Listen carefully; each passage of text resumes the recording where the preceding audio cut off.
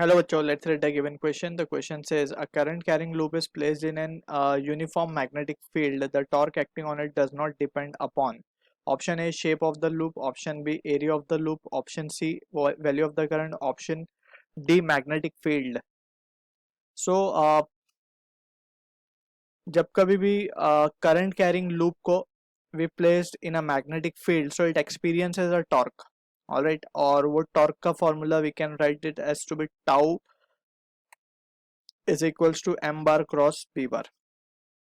ठीक है, यहाँ पे m क्या है? It is the magnetic moment या magnetic dipole moment, b is the magnetic field. ठीक है, मैग्नेटिक मोमेंट का definition we can write it as to be it is current into the area of area vector basically, और the area of loop in which the current is flowing basically. So यहाँ पे अगर हम मान लें कि एक करंट कैरिंग फील्ड के अंदर बेसिकली मैग्नेटिक या कोई करंट कैरिंग कॉइल हम जस्ट मान लेते हैं कि which is carrying a current I and this area of the loop is A. ठीक है ना. So we can say we can define the magnetic moment as this.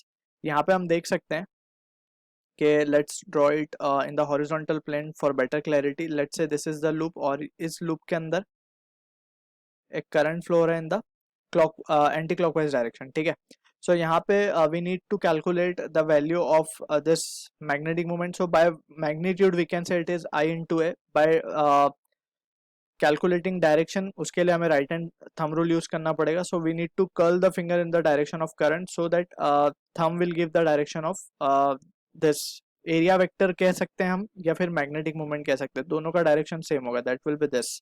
ठीक है ना. So this will be the direction of magnetic moment. Also we know magnetic moment का direction हमेशा south to north होता है. ठीक है ना, because it is acting with in the magnet. North south to north. So basically हम कह सकते हैं लूप के नीचे वाला जो सेक्शन होगा it will be acting as a south pole and ऊपर वाला section will be acting as a north pole. ठीक है, so this are the basic thing we need to understand. और अगर इस कॉइल के अंदर n टर्न्स हैं so we can write it as to be I into N हो जाएगा, करंट मल्टीप्लाई हो जाएगा basically, right. So in terms of magnitude हम आई को क्या लिख सकेंगे, इसको एन एम को क्या लिख सकेंगे, I into N into A. ठीक है, so using this result we will try to answer the given question. अब हमसे पूछा जा रहा है कि किस पे डिपेंड नहीं करता. तो टॉर्क को इन टर्म्स ऑफ मैग्नीट्यूड हम क्या लिख सकते हैं, M B sine theta, right. Because we know for a vector A bar cross B bar को हम लिख सकते हैं A B sine theta. Clear. उसी तरीके से हम यहाँ पे एम बी साइन थीटा लिख सकते हैं. अब एम हमने डिस्कस किया, it can be written as I N A, that is number of turns into area of loop into current into sine theta.